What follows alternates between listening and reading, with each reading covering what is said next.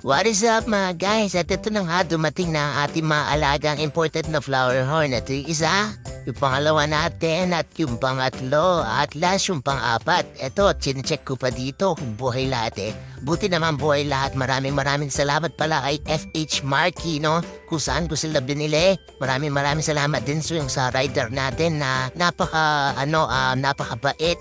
Deliver niya, no? Shipping nyo guys mula Dasmariñas, Cavite hanggang dito sa Pampanga dineliver niya, no? Maraming salamat kay kuya, no? Kahit na ginabi siya, at least siya nakarating.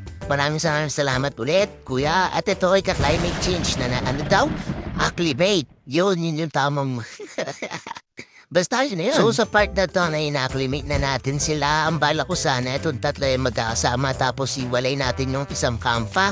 So ayan, after 30 minutes, balik tayo guys, let's go! The moment of truth, no? Ayan, lumabas na nga yung kalidad ng ating mga photo, no?